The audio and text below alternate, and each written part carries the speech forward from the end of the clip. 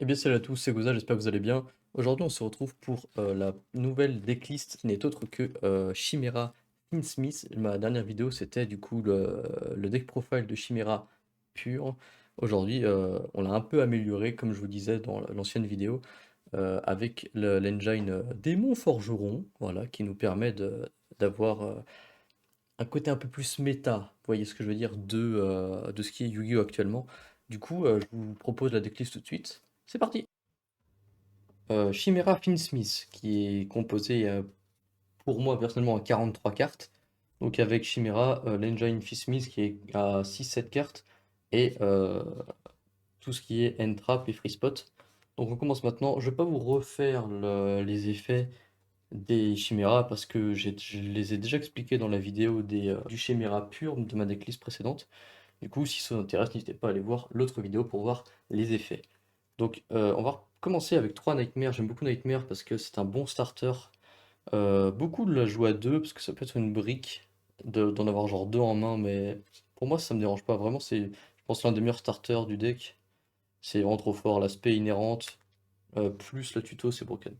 3 gazelles, 2 Baphomet, 3 chevaliers du miroir, pardon, 3 Coatl, une Diables, Master Tao, et nos 3 fusions chimères, du coup, qui est vraiment le set de base de Chimera, ça ne change pas.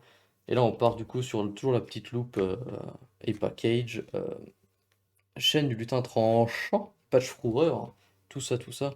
Si on en met 3 ça brique. Si on en met un, on les touche pas. Mais personnellement, peut-être que c'est une mauvaise idée, hein. Mais moi personnellement, je les side out, comme ça, une de chaque. On a comme le package. Et ça nous permet un peu de jouer quand même. Garder la poly pour garder un chimère, pour qu'ils soient inciblables, tout ça, tout ça. C'est toujours intéressant.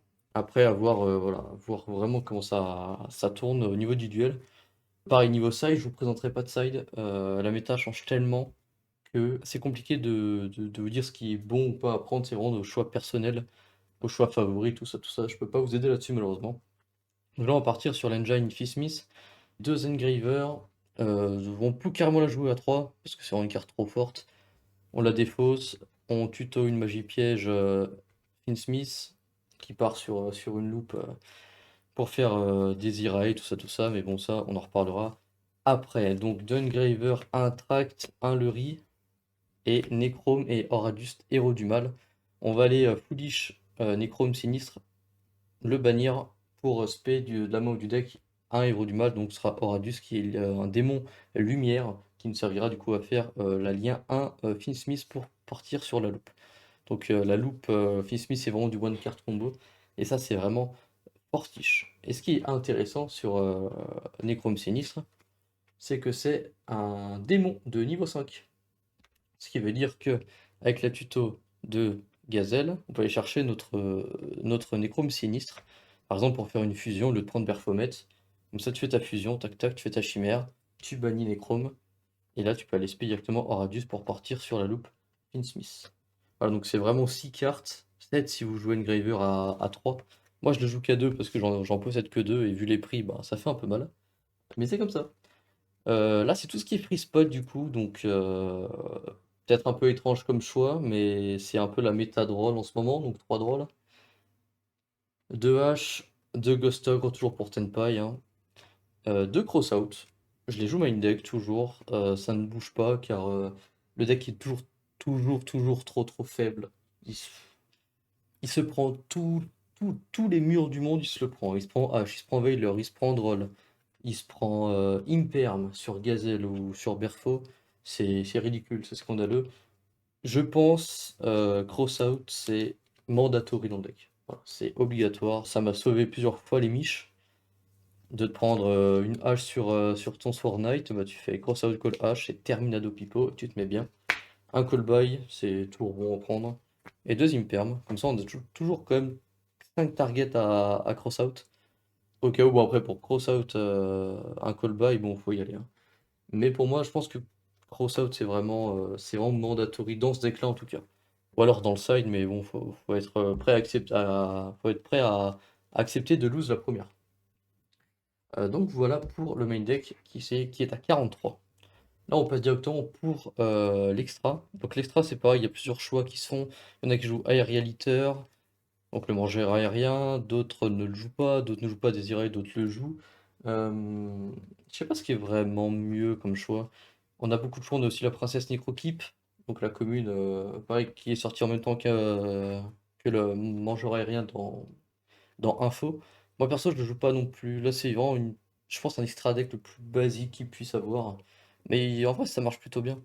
Donc on part sur une chimère classique. Donc là, on va pas vouloir forcément la loop. Alors on pourra la faire en T1, la loop, donc la défausse de cartes en fin de tour. Mais on a envie en fait de placer plus un board plus conséquent. Donc c'est faisable. On peut carrément jouer sur chimère et après sur Baphomet qu'on va jouer 2 fois du coup. Et en fait, tout est possible, tout dépend de la main. Mais là, le fait de pouvoir défausser, on veut beaucoup plus foolish que de mettre chimère. Donc on la joue en une fois et Baphomet en deux. C'est beaucoup mieux qu'en une seule fois. Donc chimère, hein, le boss monster Chimera, on le garde, lui c'est vraiment le crack. Gardien chimère en une fois, je l'avais en 2 fois sur Chimera pur, mais avec Phil Smith, il nous faut de la place dans l'extra. Gardien chimère nous sert toujours donc pour draw. En plus, tu pètes sans cibler, c'est vraiment trop fort. Plus la poly qui te permet d'être intargetable avec cette carte. Du coup, non, c'est vraiment bien. Après, on passe directement sur l'extra deck partie Finsmith et Requiem qui va nous permettre de sacrifier en cost et de spé du deck Démon Forgeron. Et après, on peut la rééquiper et gagner 6 en attaque. C'est pas dégueu. On va jouer séquence qui est très très très très très fort. Pouvoir faire une fusion depuis le cimetière en remélangeant dans le deck extra deck des Finsmith ou même juste des démons lumière, et ça c'est vraiment trop fort. Ça nous permettra de partir sur un Lacrima. Donc Lacrima qui, quand il est invoqué par fusion, nous permet de target un monstre démon lumière du cimetière et le respect, ou alors de rajouter à la main. Donc si on n'a pas de tract au cimetière parce qu'on est passé par une loupe différente, on va pouvoir respect Graveur Forge Démon, le prendre en main et le défausser pour aller tuto tract. Des plaies de zinzin, vraiment c'est une dinguerie.